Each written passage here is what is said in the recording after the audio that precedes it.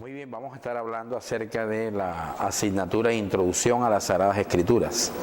El primer tema a tratar es acerca de generalidades sobre la Sagrada Escritura. Esa es la primera temática, o mejor, el primer eje temático a desarrollar en esta hora. Generalidades en torno a la Sagrada Escritura.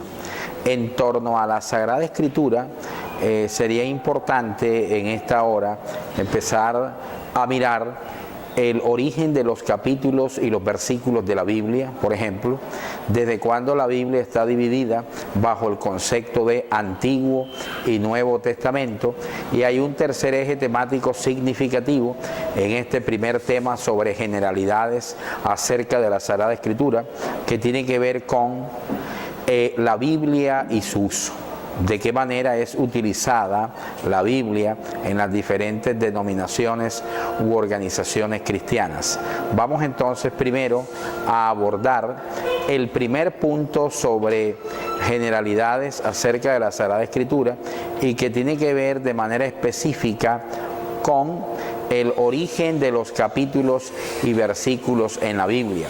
Sobre el origen de los capítulos y versículos en la Biblia, pues quien creó la idea de dividir la Biblia en capítulos fue un arzobispo inglés, exactamente del siglo XIII, en el año 1200, el arzobispo inglés Stephen Langton trajo la idea de dividir la Sagrada Escritura en Antiguo Testamento.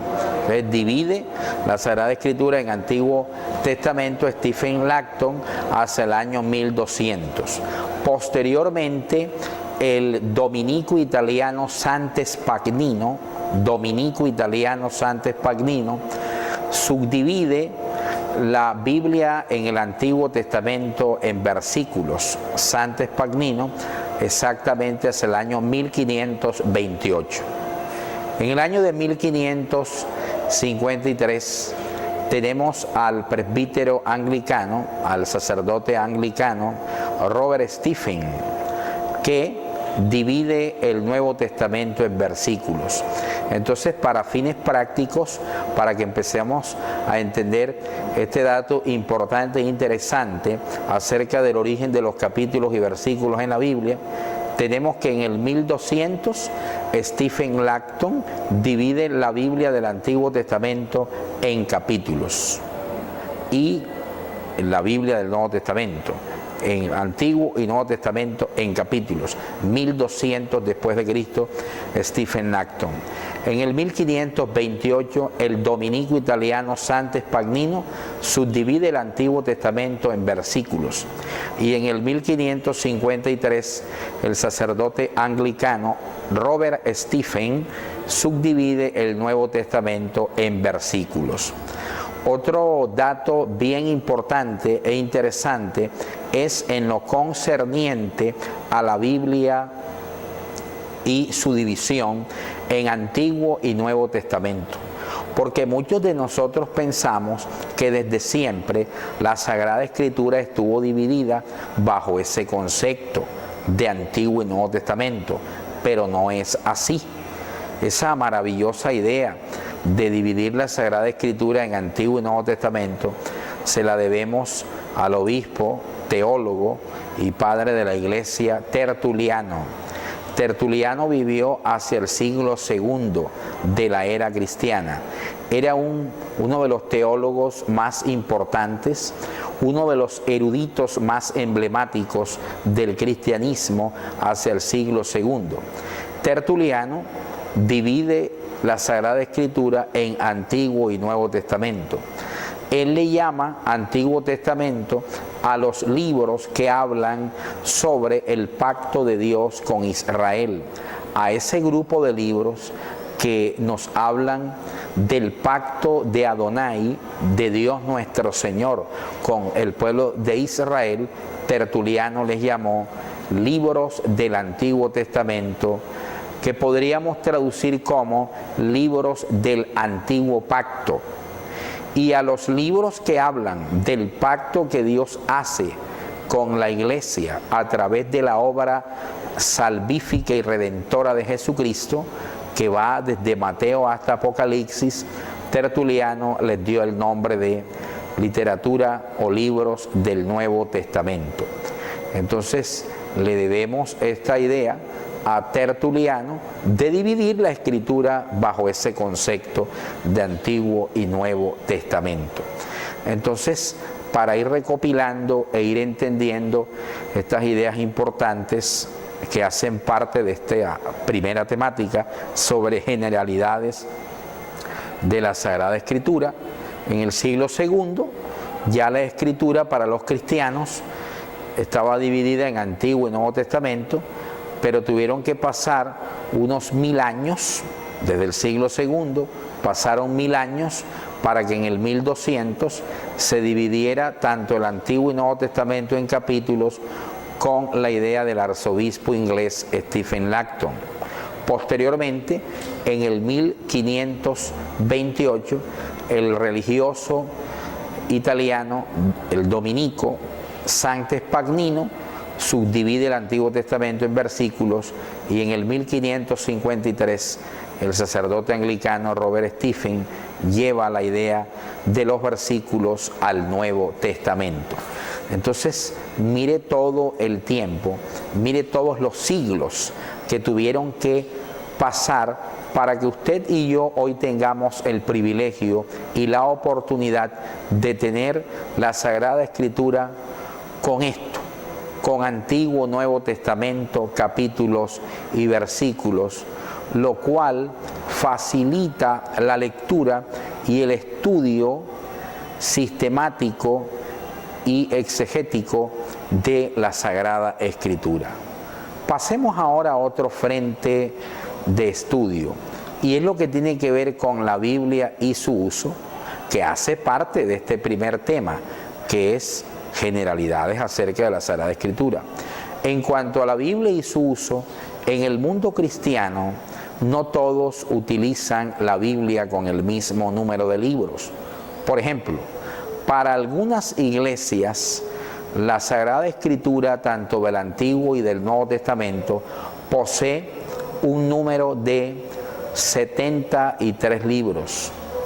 Esos 73 libros están conformados por los que van desde Génesis hasta Malaquías en el Antiguo Testamento, más 7 libros llamados por Jerónimo de Belén hacia el siglo V de la era cristiana, cuando tradujo por primera vez la Biblia al latín, del griego al latín, la famosa Vulgata latina.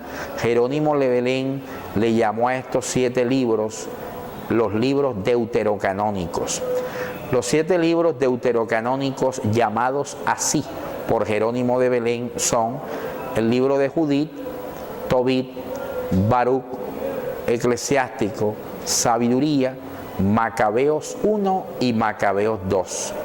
Esos 7 libros, que Jerónimo les llama deuterocanónicos, son aceptados por algunas confesiones cristianas como inspirados por Dios. Por esa razón, para algunas denominaciones cristianas, el Antiguo Testamento no posee 39 libros, sino 46, más 27 del Nuevo Testamento, para un total de 73 libros. Esas iglesias son la Iglesia Católica Romana, la Iglesia Ortodoxa, la Iglesia Anglicana, la Iglesia Episcopal y alguna jurisdicción, algunas tendencias de la Iglesia Luterana. Pues estas iglesias, para ellos la Biblia tiene 73 libros porque aceptan como inspirados por Dios los 7 libros deuterocanónicos.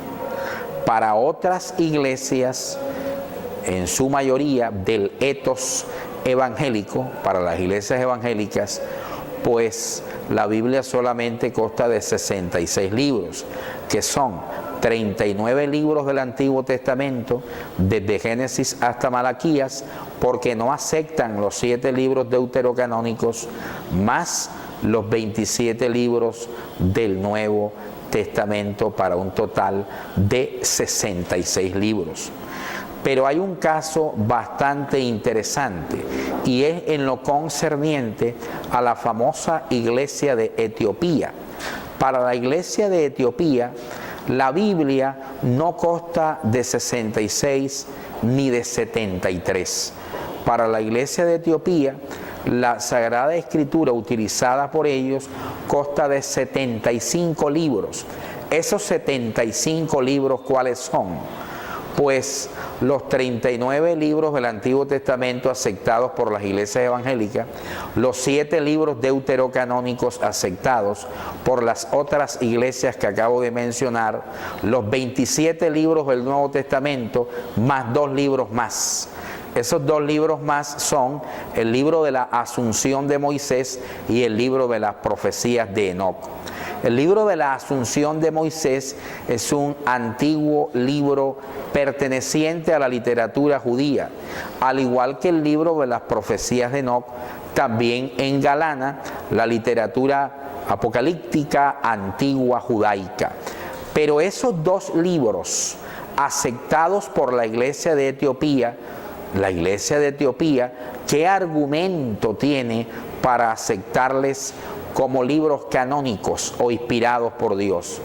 El argumento está en la referencia que de ambos ejemplares da el apóstol Judas Tadeo, porque en la epístola de Judas Tadeo encontramos 2 referencias que históricamente pues el apóstol Judas Tadeo tomó del libro de la Asunción de Moisés y del libro de las profecías de Enoc.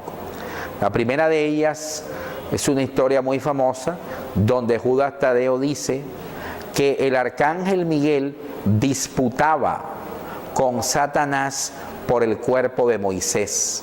Moisés, después de morir, según Judas Tadeo, pues Satanás estaba tratando de hurtar, tratando de profanar la tumba de Moisés.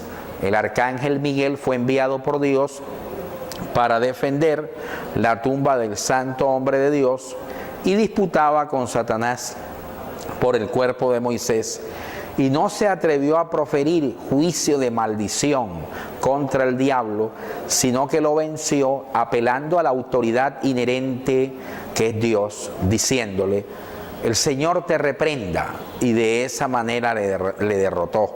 ¿De dónde sacó o tomó Judas Tadeo esa referencia histórica? Lo tomó del antiguo libro judío llamado el libro de la Asunción de Moisés, donde está dicha historia. Porque si vamos al libro del Deuteronomio, donde se nos narra la historia de la muerte de Moisés, usted va a encontrar que el escritor sagrado en el texto deuteronomístico, cuando habla de la muerte de Moisés, no dice que Satanás estaba peleando con el arcángel Miguel o que el arcángel Miguel estaba disputando con Satanás por defender el cuerpo de Moisés. El Deuteronomio únicamente lo que dice es que murió Moisés, el Señor sepultó su cuerpo y nadie sabe hasta el día de hoy dónde está el cuerpo de Moisés sepultado. Pero no da la historia del enfrentamiento entre el arcángel Miguel y Satanás, de tal manera que de ahí, del Deuteronomio, no lo tomó el apóstol Judas Tadeo, sino que lo toma, repito, del libro de la Asunción de Moisés. Entonces, como Judas Tadeo toma la referencia histórica del libro de la Asunción de Moisés, por eso la iglesia de Etiopía le acepta como libro inspirado por Dios. El libro número 75, aceptado por la iglesia de Etiopía como libro inspirado por Dios, es el famoso libro de las profecías de Enoc. Ese libro de las profecías de Enoc también lo acepta la iglesia de Etiopía, porque el apóstol Judas Tadeo dice en su epístola: de estos también profetizó Enoc, séptimo desde Adán, diciendo, y narra una profecía dada por Enoc. Dicha profecía Judas Tadeo la toma del libro apocalíptico judaico llamado el libro de las profecías de Enoc, porque en el libro del Génesis que se nos habla de Enoc. No se habla de ningún tipo de profecía dada por Enoc. Génesis lo único que dice de Enoc es: y caminó Enoc con Dios, séptimo desde Adán, y no vio muerte, porque Dios lo trasplantó, lo trasladó y se lo llevó a la patria eterna, a la patria celestial. Así que de Génesis no toma Judas la profecía de Enoc, sino, repito, la toma del libro de las profecías de Enoc. Por esa razón, la iglesia de Etiopía acepta el libro de las profecías de Enoc como literatura inspirada por Dios, como libro canónico o libro sagrado. Entonces, para la iglesia de Etiopía, la Biblia consta de 75 libros. Para la iglesia católica romana, anglicana, ortodoxa, episcopal y algunos luteranos, la Biblia consta de 73. Y para la mayoría de las denominaciones del etos evangélico, la Biblia solamente consta de 66 libros. Como se han podido dar cuenta, la diferencia, la controversia radica en la literatura veterotestamentaria, en el Antiguo Testamento, en relación a los 7 libros deuterocanónicos que acabo de mencionar, y en los 2 libros, uno, el libro de las profecías de Enoc, y el otro, el libro de la Asunción de Moisés. En materia de la literatura neotestamentaria, es otro el concepto, porque todas las confesiones cristianas están de acuerdo en señalar, afirmar y aceptar que los únicos libros inspirados por Dios para el Nuevo Testamento son los 27 libros que tenemos en el Nuevo Testamento, que van desde el Evangelio sinóptico de Mateo hasta el libro de las Revelaciones, común y popularmente conocido como el libro del Apocalipsis. Estos temas hacen parte del primer punto, del primer eje temático, que es generalidades acerca de la Sagrada Escritura. Después de este primer eje temático, vamos entonces a compartir un segundo eje temático en nuestra clase de hoy. El segundo eje temático en cuanto a la Sagrada Escritura tiene que ver con la formación del canon bíblico. ¿De qué manera se formó el canon de la Sagrada Escritura? Primero, explicar qué entendemos por canon bíblico. El canon bíblico es el listado de los libros que tanto judíos como cristianos aceptan como inspirados por Dios e integran el marco canónico escriturístico, el marco canónico de la Sagrada Escritura. Entonces, al conjunto de libros que tanto en el judaísmo como en el cristianismo son reconocidos como inspirados por Dios, a ese conjunto de libros se les llama, se le conoce con el nombre de el canon bíblico. Ahora, ¿de qué manera se fue formando el canon de la Sagrada Escritura?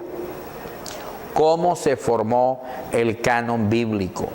Para fines prácticos, voy a dividirles las etapas de formación del canon bíblico de la siguiente manera. Primera etapa en la formación del canon bíblico o del canon de la Biblia es la etapa de la tradición oral. Número 2, la etapa de la tradición literaria. Número 3, la etapa de la transición. Y número 4, la etapa de la canonización. 4 grandes etapas en la formación del canon de la Sagrada Escritura. La primera, la etapa de la tradición oral. Cuando hablamos de la etapa de la tradición oral, nos estamos refiriendo a esa etapa donde los grandes acontecimientos y experiencias que el pueblo de Israel tuvo con su Dios se iban transmitiendo de generación en generación. Allá en el Pentateuco, más específicamente en el libro del Éxodo, encontramos que el Señor le da una orden a Moisés. Le dice: lo que yo te he enseñado, debes enseñarlo al pueblo de Israel. Pero al mismo tiempo debes decirle al pueblo de Israel que lo enseñe a sus hijos, y ellos a los hijos de sus hijos. De esa manera será transmitido por generaciones. Eso es lo que recibe el nombre de tradición oral. La tradición oral entonces se caracterizó por esa transmisión de boca a boca, de oído a oído, de boca al oído y de boca al oído. Tradición oral. Se iban transmitiendo esas grandes experiencias, los grandes pactos, leyes, revelaciones que Dios estaba transmitiéndole a su pueblo. La tradición oral. Así que la tradición oral fue significativa. Por ejemplo, si usted va al libro del Génesis, encontrará que en los tiempos de Abraham no existían todavía los libros de la Sagrada Escritura. Abraham mantuvo a su familia mediante la enseñanza oral, mediante la oralidad de la enseñanza que él le daba a su familia, enseñanza que emanaba y se había originado en la relación y comunión que el patriarca tenía con Dios. Los hijos de Abraham también hicieron lo mismo, los nietos por generaciones.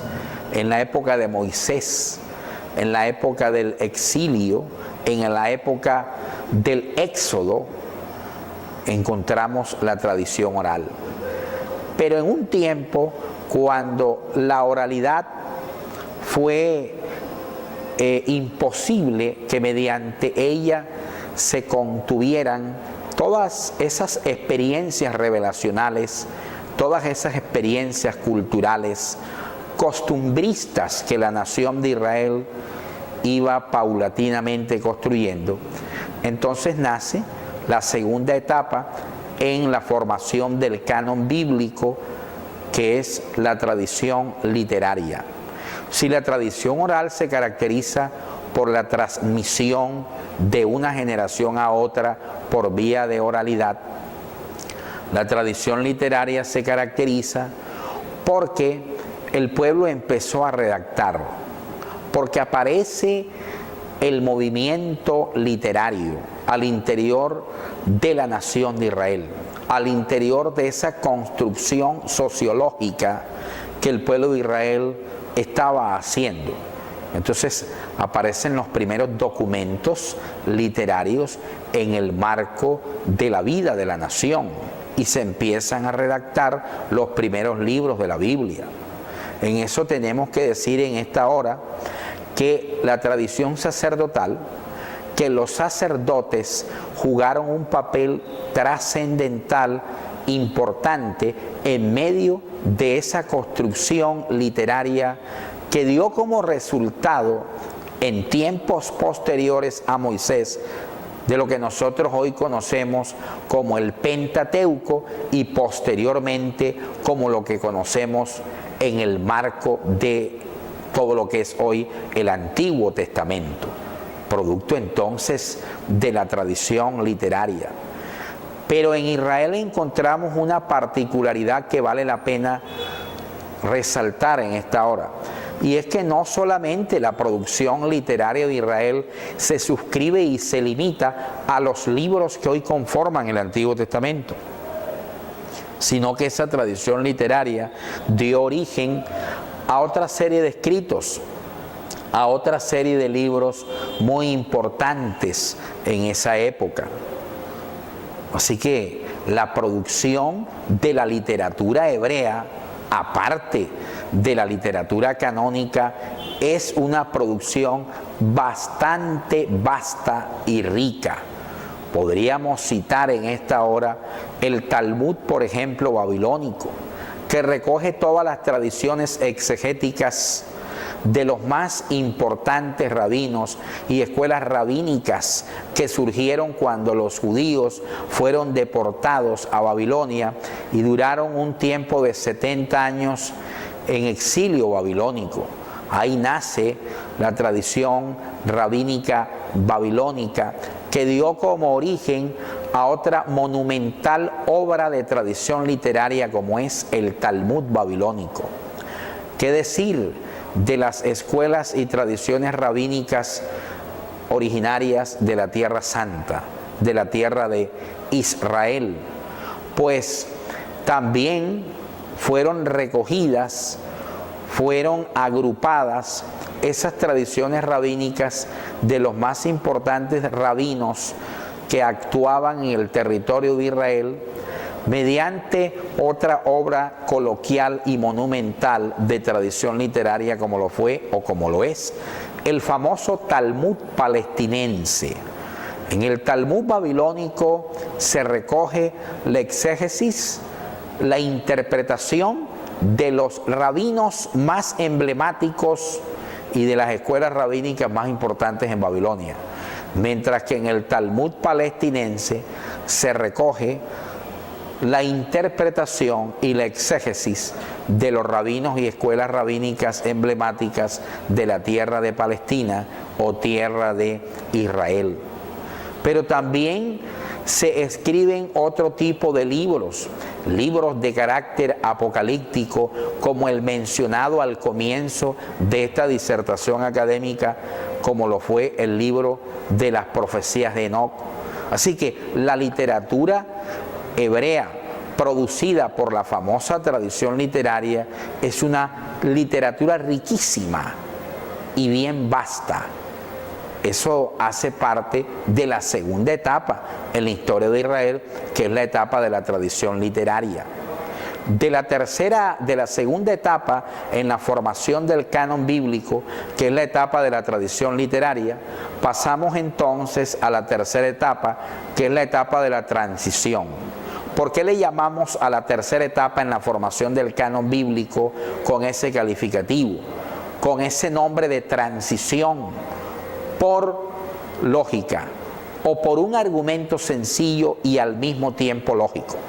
Porque ocurre que todavía la jerarquía eclesiástica judía no había determinado, no había dicho de todos estos libros cuáles eran los únicos que ellos iban a considerar como inspirados por Dios.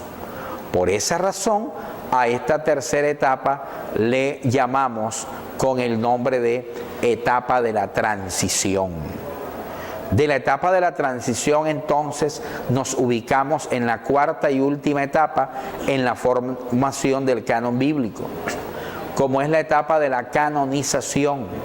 En la etapa de la canonización, pues, fue la autoridad judía, las autoridades eclesiásticas judías, más específicamente el llamado Sanedrín, el que determinó, el que dio el dictamen, el que dijo de toda esta riqueza literaria, de toda esta gama de libros, los únicos que vamos a considerar inspirados por Dios para, obviamente, el Antiguo Testamento, son estos libros.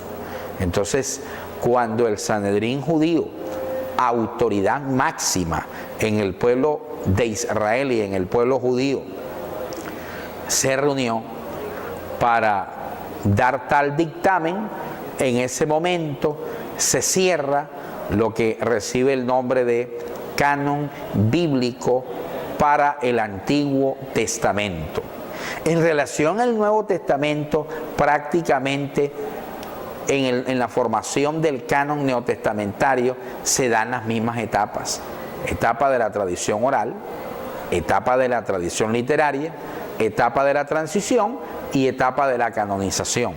La diferencia es que mientras fue el Sanedrín judío el que determinó cuáles eran los libros inspirados por Dios para el Antiguo Testamento, fueron las autoridades eclesiásticas de la Iglesia, los obispos, más exactamente entre el siglo III y IV de la era cristiana, los que determinaron cuáles eran los únicos libros inspirados por Dios para lo que nosotros los cristianos llamamos con el nombre de Nuevo Testamento.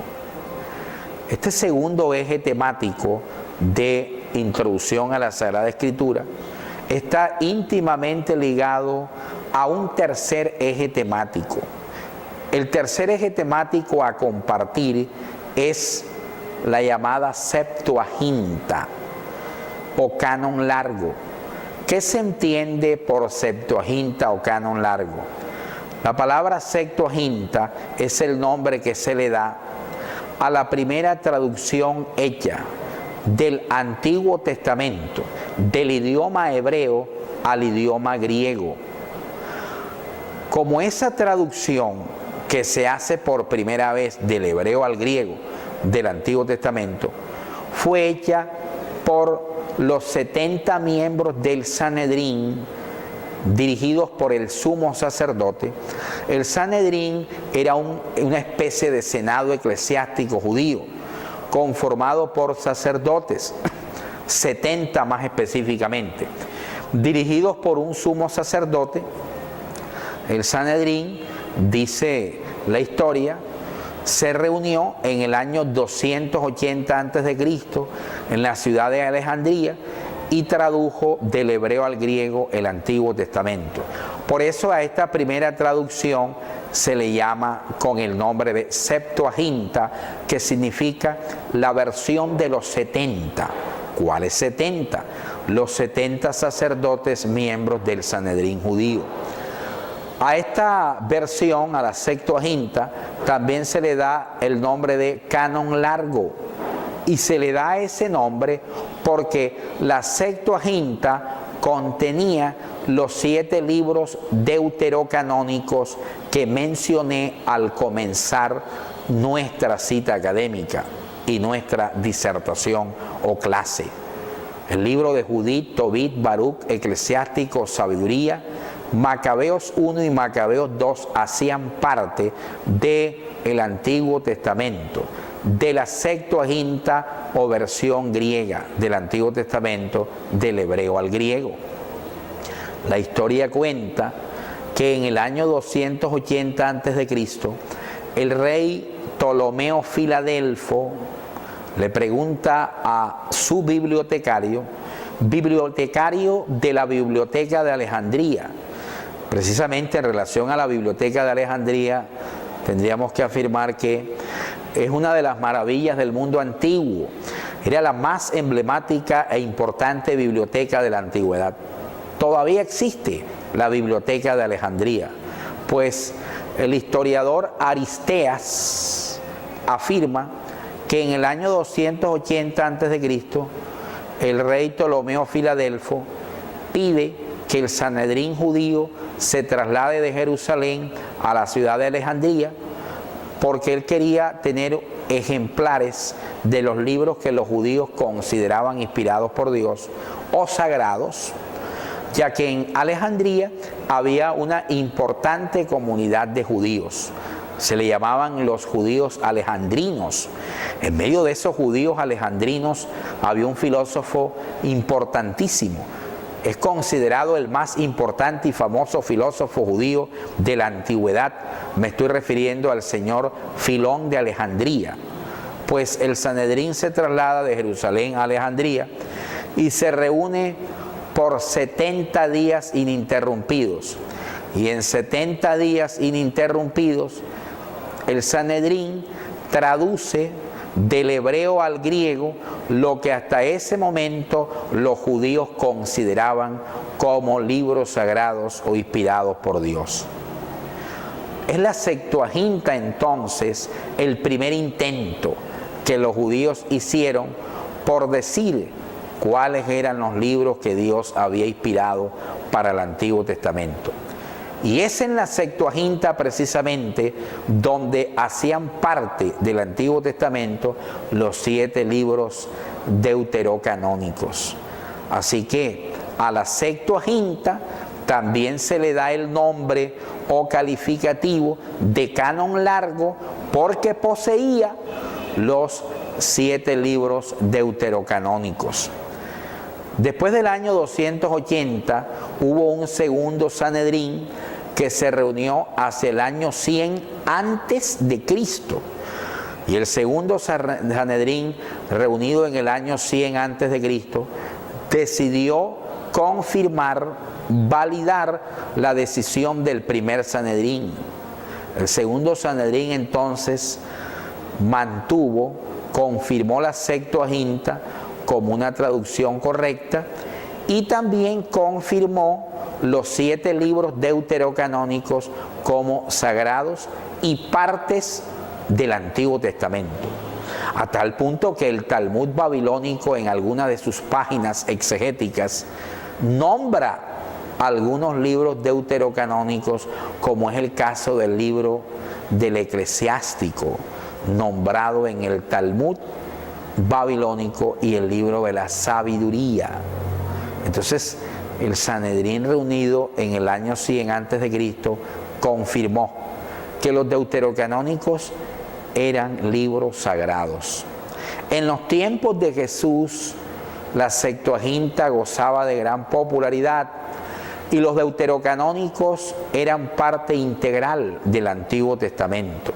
Los deuterocanónicos y la Septuaginta, traducción griega del Antiguo Testamento, se mantuvieron vigentes hasta el año 100, escuche bien, hasta el año 100 después de Cristo.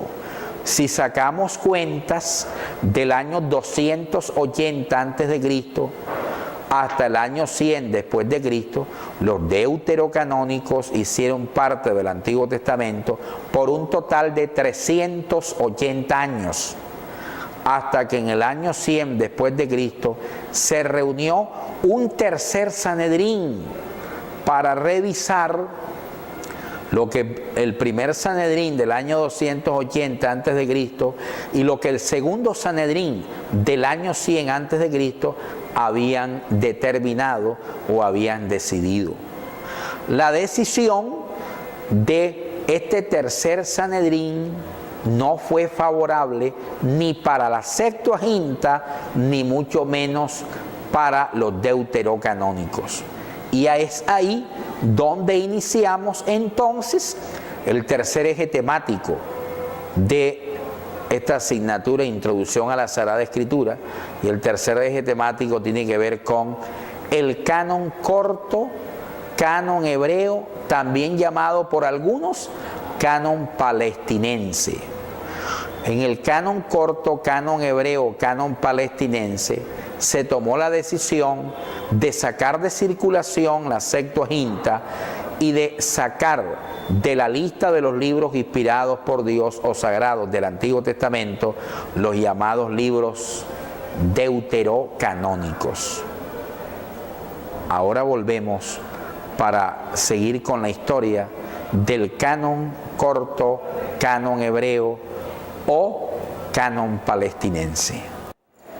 En este tercer tema acerca del canon hebreo o canon corto, también llamado canon palestinense, vamos a observar cuáles fueron las razones por las que el tercer Sanedrín judío, reunido entre el año 90 y el año 100 después de Cristo, en la ciudad cananea de Yabnia o Jabnia, tuvo para sacar de circulación no solamente la Septuaginta, sino también para suprimir los 7 libros deuterocanónicos como parte del Antiguo Testamento.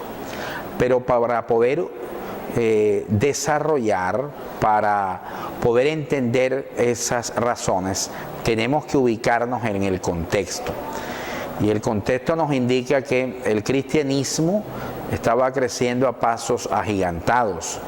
El kindergarten, la cuna de la iglesia, fue el judaísmo.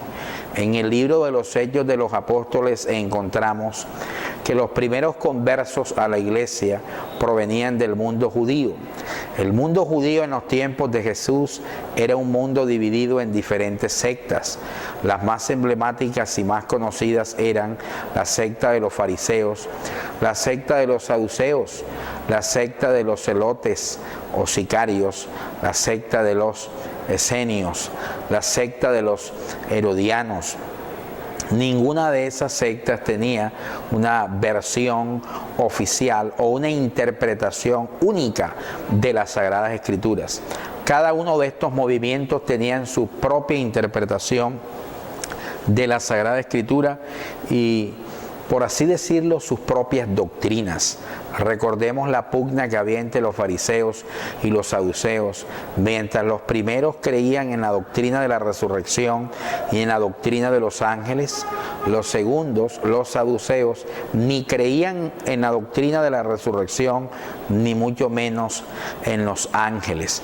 Así que habían profundas diferencias de tipo doctrinal al interior del mundo judío, dividido, sectorizado en medio de estos movimientos.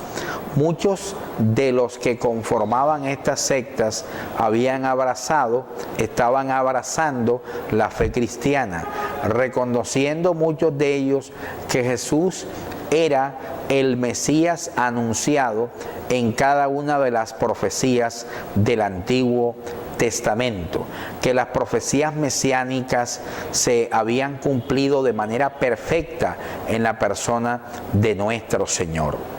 Así que el cristianismo, la iglesia era un gran movimiento, había crecido, estaba creciendo más que cualquiera de estos movimientos tradicionales del mundo judío. Tanto que en el libro de los Hechos de los Apóstoles encontramos el primer nombre que se le da a la iglesia. Los judíos le colocan a la iglesia el nombre de El Camino. Le colocan este nombre porque uno de los mensajes preferidos de los cristianos era determinar que nuestro Señor era el camino, que Jesús era el camino. Por eso le colocaron ese apodo, El Camino.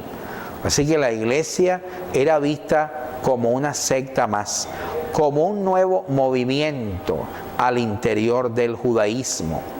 En esa época, en ese tiempo, el Antiguo Testamento traducido al griego, la Septuaginta, era el más usado.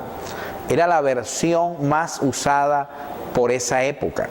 Y recordemos que la Septuaginta poseía los deuterocanónicos. La literatura neotestamentaria, llamamos con el nombre de literatura neotestamentaria a los libros del Nuevo Testamento. Los apóstoles estaban escribiendo los libros del Nuevo Testamento. Cada uno de estos libros que conforman el Nuevo Testamento fueron escritos en idioma griego. Ellos apelan, a pesar que son judíos, apelan al idioma griego por una sencilla razón, porque el idioma griego era la lengua, era el idioma más hablado en ese momento.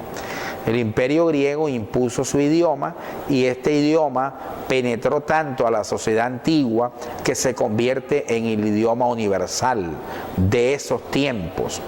El imperio griego fue fundado por Alejandro Magno. Alejandro Magno funda el imperio griego hacia el año 330 antes de Cristo. Así que en los tiempos de Jesús el griego era el idioma universal. Como en los tiempos de Jesús y de los apóstoles el griego era el idioma universal, Jesús les había dado una orden que encontramos en el Evangelio de Mateo, donde el Señor dice que debían hacer discípulos a todas las naciones, que debían llevar este Evangelio hasta lo último de la tierra. Para llevar el mensaje del Evangelio hasta el último rincón de la tierra había que hablar el idioma más hablado, y era el idioma griego. Por eso los apóstoles, con ese espíritu, con esa capacidad de saber leer los signos de los tiempos, escriben el Nuevo Testamento en el idioma más hablado, que era el griego. Así que todo el Nuevo Testamento estaba en griego. Pero como el Antiguo Testamento había sido traducido al griego en el año 280 a.C. en Alejandría, entonces los apóstoles, todas las citas que están referenciadas en el Nuevo Testamento, citas tomadas del Antiguo Testamento, Esas citas habían sido tomadas por los apóstoles de la Septuaginta, Antiguo Testamento en griego.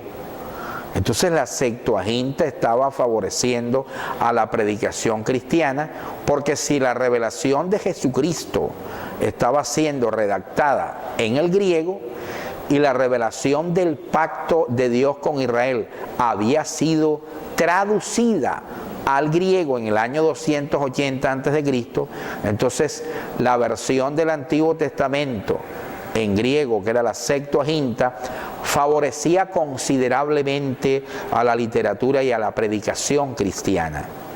Y eso lo podemos comprobar porque en la Septuaginta se utilizaban una serie de términos aplicables a Dios, aplicables a su pueblo y aplicable a sus ministros, a sus siervos en el pacto de la ley. Muchos de esos términos fueron tomados por los apóstoles para aplicárselos a Jesús, para aplicarlo a la iglesia y para aplicarlo a los seguidores y ministros de Jesús. Por ejemplo, en la Septuaginta se utilizaba el término griego Kyrios. Kyrios. El término griego Kyrios, la Septuaginta, Antiguo Testamento griego, la utilizaba para llamar al Señor Dios de Israel. Kyrios, que traducido en griego es Señor, entonces la Septuaginta lo usaba para aplicárselo al Dios de Israel. En hebreo, su equivalente es Adonai. Adonai en hebreo es el Señor, el Dios soberano, el Dios todopoderoso. Su equivalente en griego, utilizado por la Septuaginta, es Kyrios, Señor, Dios todopoderoso, el Dios de Israel. Pues Kyrios es tomado por los apóstoles, utilizado en el Nuevo Testamento y se le aplica a Jesús. Jesús es llamado con el término Kyrios más de 600 veces en el Nuevo Testamento, y ese término lo sacaron de la Septuaginta. Con ese los apóstoles estaban tratando de señalar, de enseñar que nuestro Señor Jesucristo era el Kyrios, era el Dios soberano, el Dios de Israel hecho carne. Pero esto va más allá. La utilización terminológica de los apóstoles por parte de la Septuaginta o de la Septuaginta va más allá. Por ejemplo, la Septuaginta utilizaba el término eclesia o eclesía, y el término eclesia o eclesía la Septuaginta lo usaba para llamar al pueblo de Israel como la asamblea de Dios o pueblo de Dios, eclesia o eclesía. Eclesia o eclesía era lo equivalente en hebreo a kahal. Kahal en hebreo significa Israel como asamblea cúltica de Dios. Así que su equivalente en griego es eclesía, que señala al pueblo de Israel como la asamblea o pueblo de Dios. Ese término eclesía, el Nuevo Testamento, la literatura apostólica, lo utiliza para aplicárselo a los seguidores de Jesús, para decir que la nueva eclesía, que la nueva asamblea o pueblo de Dios, eran aquellos que habían reconocido a Jesús como Kyrios, como Dios hecho hombre, como el Dios de Israel. Así que esto era verdaderamente revolucionario e impactante. El término apóstol lo utilizaba la Septuaginta para hablar de los ministros del antiguo pacto, para hablar de los profetas, sacerdotes como los enviados de Adonai o de Kyrios, el Señor Dios soberano. Ese mismo término apóstol es utilizado en el Nuevo Testamento, se pone en boca de Jesús afirmando que Jesús lo utilizó para llamar con este nombre o calificativo a aquellos que Él llamó y les dio una autoridad especial para proclamar su evangelio hasta lo último de la tierra. Entonces, esto era algo impactante, porque la literatura del Nuevo Testamento estaba diciendo: el verdadero Kyrios es Jesús. Él es el Dios de Israel humanizado. Los que le hemos aceptado y le seguimos, somos la eclesía, somos su pueblo, somos el verdadero Israel. Y los que Él llamó para llevar este evangelio hasta lo último de la tierra y edificar la iglesia, somos sus apóstoles, somos los enviados del Dios de Israel que se ha hecho carne y que se ha humanizado. Así que la Septuaginta estaba favoreciendo de manera trascendental a la predicación cristiana. Por esa razón, el tercer Sanedrín judío, reunido entre el año 90 y el año 100 después de Cristo en la ciudad de Jamnia, tenía que hacer algo. Y lo primero que este Sanedrín hizo fue prohibir a los judíos leer la Septuaginta, leer la Sagrada Escritura en griego. Así que se sacó de circulación la lectura de la Septuaginta porque estaba en griego y porque, repito, estaba favoreciendo a la predicación cristiana y a la literatura neotestamentaria que también estaba escrita en griego. Entonces se prohibió leer la Septuaginta. Además de eso, este tercer Sanedrín afirmó que había que revisar el canon del Antiguo Testamento, que había que revisar la decisión tomada por el primer Sanedrín del año 280 a.C., reunido en Alejandría, y la decisión del segundo Sanedrín, reunido en el año 100 a.C. ¿Qué decisión tomó este tercer Sanedrín al respecto? La decisión fue la siguiente: hay que reestructurar el Antiguo Testamento. Y hay que reestructurarlo no solamente sacando la Septuaginta de circulación, no solamente prohibiendo la lectura de la Septuaginta, sino también suprimiendo 7 libros, suprimiendo unos libros que, aunque han hecho parte del Antiguo Testamento por 380 años, los vamos a suprimir, los vamos a sacar del Antiguo Testamento, y son los llamados libros deuterocanónicos. El tercer Sanedrín del año 100 sacó a los deuterocanónicos de la lista de los libros canónicos o inspirados por Dios. Eso lo hizo el tercer Sanedrín, y para hacerlo colocó como requisitos una serie de elementos, una serie de puntos o principios que les podríamos llamar así, requisitos que un libro necesita reunir para ser considerado inspirado por Dios. Los requisitos, según este Sanedrín, eran los siguientes. Requisito número 1: todo libro inspirado por Dios debió haber sido escrito originalmente en hebreo y no en griego.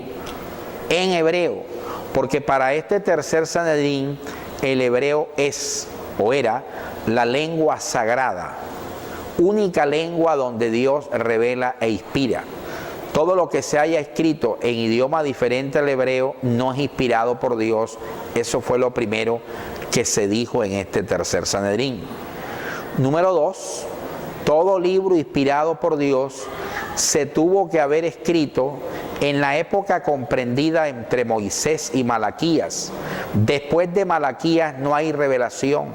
Hay un profundo silencio y Dios no habló más. Dios nada más habló hasta la época del profeta Malaquías. Tercer requisito: todo libro inspirado por Dios tuvo que haber sido escrito por un importante profeta, por profetas reconocidos en Israel. Cuarto requisito: todo libro inspirado por Dios se tuvo que haber escrito en los territorios de Israel. Libro que se haya escrito fuera de los territorios de Israel no es canónico, no es inspirado por Dios. Por estas 4 razones, por estos 4 requisitos, los judíos, miembros de este Sanedrín, reunidos en Jabnia, entre el año 90 y 100 después de Cristo, sacan la Septuaginta de circulación, traducción griega del Antiguo Testamento, y sacan los 7 libros deuterocanónicos, los suprimen del canon del Antiguo Testamento, quedando únicamente los 39 libros actuales que van desde Génesis hasta el libro de Malaquías. Pero ¿por qué razón este Sanedrín hizo esto? ¿Cuáles eran los verdaderos motivos que llevaron al Sanedrín a tomar esta decisión? Pues los verdaderos motivos eran de tipo político, porque como la iglesia estaba extendiéndose a pasos agigantados al interior del judaísmo, la iglesia ya había escrito su Nuevo Testamento, su literatura, que son los 27 libros del Nuevo Testamento. Los libros del Nuevo Testamento todos fueron escritos en griego. Entonces el Sanedrín necesitaba darle un golpe contundente a la iglesia, y la manera de darle el golpe contundente a la iglesia fue esta medida, porque ellos estaban diciendo: si nosotros hemos sacado de circulación la Septuaginta y los 7 libros mencionados, porque no reúnen estos 7 libros los 4 requisitos expuestos, entonces el tal Nuevo Testamento tampoco es inspirado por Dios y tampoco deben aceptarlo, porque los libros del Nuevo Testamento prácticamente se escribieron casi todos en idioma griego, porque los libros del Nuevo Testamento se escribieron después de Malaquías, porque los libros del Nuevo Testamento se escribieron no por profetas reconocidos en Israel, y porque gran parte de los libros del Nuevo Testamento, sobre todo las epístolas paulinas, se redactaron, fueron escritas fuera del territorio de Israel. Entonces tampoco el Nuevo Testamento reunía estos 4 requisitos que el tercer Sanedrín colocó para considerar a un libro como inspirado por Dios. ¿Cuál fue la medida? ¿Qué fue lo que hizo la iglesia ante esta decisión tomada por este tercer Sanedrín? Antes de mirar qué fue lo que hizo la iglesia, pues también déjeme decirle que el Sanedrín le metió mano, adulteró ciertos textos del profeta Isaías donde hablan de la llegada del Mesías. Sobre todo ese texto que dice que la señal del advenimiento del Mesías, de la llegada del Mesías, era: la Virgen concebirá y dará a luz un hijo. El tercer Sanedrín pues adulteró ese texto diciendo no que la Virgen concebirá, le cambió el sentido al texto colocando: he aquí la doncella concebirá y dará a luz un hijo, porque con esto querían quitarle el tinte milagroso del nacimiento del Señor. En Israel, en esa época, los apóstoles habían señalado que nuestro Señor había nacido de manera milagrosa de una virgen. Eso había que desvirtuarlo adulterando el texto que acabo de citar. Y además, el Sanedrín proclamó más de 20 maldiciones contra los que querían seguir a Jesús como el Mesías, y expulsó de las comunidades judías a todos aquellos judíos convertidos al Señor. Y de esa manera el judaísmo cerró las puertas de manera definitiva a la evangelización, a la proclamación del Evangelio de nuestro Señor y a proclamar o predicar a nuestro Señor como el Mesías. La decisión de la iglesia frente a esto fue contundente. La Iglesia no aceptó esa medida tomada por el Tercer Sanedrín, porque si la Iglesia acepta lo que el Tercer Sanedrín estaba enseñando o diciendo, entonces la Iglesia tendría que votar el Nuevo Testamento, porque repito, tampoco el Nuevo Testamento reunía esas 4 condiciones o 4 requisitos señalados por el Sanedrín judío. También tenemos como prueba que las traducciones o versiones más antiguas de la Sagrada Escritura utilizada por la Iglesia, todas las versiones de la Biblia antigua utilizadas por el cristianismo, todas tenían los deuterocanónicos. Y todas, en relación al Antiguo Testamento, tomaban como referencia la Septuaginta para traducirla a otros idiomas. Una prueba importantísima es la primera traducción que se hizo de la Biblia al latín, porque el idioma griego muere como lengua universal, y hacia el siglo IV, cuando ahora el latín, idioma del Imperio Romano, era el idioma universal, entonces la Iglesia traduce del griego al latín toda la Sagrada Escritura, toda la Biblia es traducida. Jerónimo de Belén es el gran traductor de la Biblia por primera vez al latín. En lo concerniente al Antiguo Testamento, Jerónimo toma como referencia la Septuaginta o Antiguo Testamento griego y lo traduce al latín.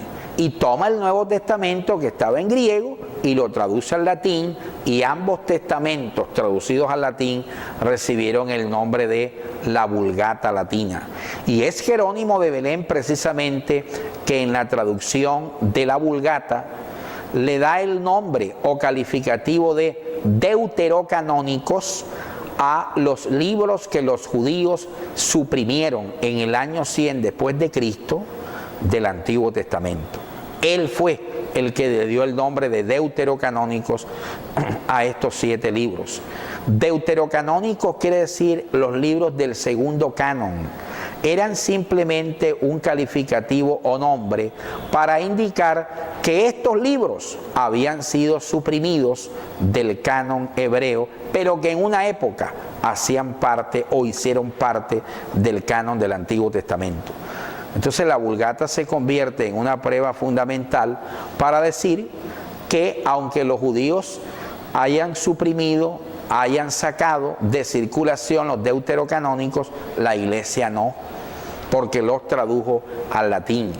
Y si usted analiza, si usted hace un análisis histórico serio de todas las traducciones o versiones de las Biblias utilizadas por la Iglesia en la antigüedad, todas esas versiones contenían los deuterocanónicos. De ahí nos trasladamos a la época de la Reforma Protestante, porque algunos dirán, ¿por qué si los deuterocanónicos hacían parte de las versiones de la Biblia antiguas utilizadas por la Iglesia, por qué algunas versiones actuales de la Biblia no tienen los deuterocanónicos? Más específicamente, las versiones de la Biblia utilizadas por el etos evangélico, por la Iglesia evangélica. ¿La historia cuál es? La historia es otra, porque una es la historia del por qué los judíos sacaron a los deuterocanónicos del Antiguo Testamento, y otra es la historia por qué las versiones de la Biblia utilizadas por la Iglesia evangélica no tienen los deuterocanónicos. Ahí tenemos que trasladarnos al siglo XVI, a la Reforma Protestante, y nos trasladamos para mirar la posición de Juan Calvino. Juan Calvino había manifestado una posición abiertamente opuesta frente al tema de los deuterocanónicos. Juan Calvino señalaba que los deuterocanónicos no deberían ser considerados como inspirados por Dios, porque según él eran libros colocados por el Papa Romano, lo cual no es cierto, es incorrecto, porque el Papa de Roma no ha colocado los deuterocanónicos. No, Ya los deuterocanónicos hacían parte del Antiguo Testamento, como lo hemos visto, desde el año 280 antes de Cristo. Pero también hay que decir que aunque Juan Calvino manifestó su oposición a los deuterocanónicos, jamás se atrevió a sacar los deuterocanónicos de la Biblia. De ahí transcurrieron otros siglos y nos ubicamos en el 1824, siglo XIX. Pasaron 3 siglos después de la Reforma Protestante y la Sociedad Bíblica Escocesa en el siglo XIX, año 1824, dominada por calvinistas, decidieron por primera vez sacar una versión de la Biblia para el cristianismo sin deuterocanónicos. Eso sí, versión de la Biblia sin deuterocanónicos que iba a ser utilizado por la Iglesia Presbiteriana Escocesa. La Iglesia Presbiteriana, que es de corte calvinista, no fue fundada por Juan Calvino, fue fundada por John Knox, que había sido un sacerdote romano, católico romano, y que abrazó las tesis de la Reforma calvinista. Las abrazó porque el discípulo predilecto de Calvino, llamado Teodoro Beza, se convirtió en maestro de John Knox. Teodoro Beza era un importante catedrático teólogo de la Facultad de Teología y Filosofía de la Universidad de Basilea y de la Universidad de Ginebra. Era tan calvinista Teodoro Beza que en Europa lo señalaban como el más calvinista de todos. Y decían, Teodoro Beza, más calvinista que el mismo Calvino. Pues Teodoro Beza se convierte en tutor maestro de John Knox. John Knox es el fundador de la Iglesia Presbiteriana que nace en Escocia. Los presbiterianos o calvinistas escoceses en el 1824 entonces adoptan una versión de la Biblia sin deuterocanónicos. Tuvieron que pasar otro siglo después y nos ubicamos en el siglo XX, y en el siglo XX el resto de las sociedades bíblicas en el mundo decidieron imitar lo que la Sociedad Bíblica Escocesa, dominada por calvinistas presbiterianos, hizo, y es empezar a sacar versiones de la Biblia sin deuterocanónicos por una razón, porque había una demanda. Había demanda de tener versiones de la Biblia sin deuterocanónicos. La versión más famosa utilizada en el mundo evangélico, la Reina Valera. La Reina Valera, que no tiene deuterocanónicos, realmente tenía deuterocanónicos. Porque la Reina Valera, que fue la primera traducción que se hizo del latín al idioma de Cervantes, al español, traducción hecha por el señor Casiodoro de Reina y revisada por Cipriano de Valera, por eso se llama Reina Valera, pues la Reina Valera original tenía los deuterocanónicos. La nueva Reina Valera, la versión del 60 para acá, del 40 para acá, ya no tiene los deuterocanónicos porque, repito, las sociedades bíblicas en el resto del mundo decidieron imitar lo que hizo la Sociedad Bíblica Escocesa en el siglo XIX y empezaron a sacar versiones de la Biblia sin deuterocanónico porque el mundo evangélico estaba demandando, estaba pidiendo que se editaran versiones de la Biblia sin deuterocanónico. Hasta el día de hoy entonces la cristiandad en torno al Antiguo Testamento y a los deuterocanónicos se ha mantenido dividida. Algunos sí aceptan los deuterocanónicos como libros inspirados por Dios, porque los deuterocanónicos hacían parte del Antiguo Testamento desde el año 280 a.C. hasta el año 100 después de Cristo, cuando los judíos decidieron retirarlos. Y porque las versiones antiguas de las Biblias utilizadas por la iglesia en la antigüedad, todas esas versiones tenían deuterocanónicos. Otros no aceptan los deuterocanónicos y por eso tienen versiones de la Biblia sin deuterocanónico. Esto me lleva a decir lo siguiente y a corregir lo siguiente. Aprovecho este momento. Hay algunos que dicen o que expresan la Biblia católica y otros dicen la Biblia evangélica. Le llaman Biblia católica a aquellas versiones de la Biblia que tienen los deuterocanónicos y le llaman Biblia evangélica a aquellas versiones de la Biblia que no tienen deuterocanónico. Pues déjeme decirle que esa afirmación es incorrecta, eso de Biblia católica y de Biblia evangélica. Es incorrecta porque la Iglesia Católica no creó la Biblia, ni la Iglesia Evangélica creó la Biblia. Lo correcto es versión de la Biblia con deuterocanónicos y versión de la Biblia sin deuterocanónicos. La versión de la Biblia con deuterocanónicos es usada y aceptada no solamente por la Iglesia Católica Romana, sino por la Iglesia Ortodoxa y el resto de las iglesias que aquí he mencionado. Mientras que la versión de la Biblia sin deuterocanónico es aceptada y utilizada únicamente por la Iglesia Evangélica. Después de esta aclaración, entonces nos preparamos para otra cita académica con esto que es Introducción a las Sagradas Escrituras.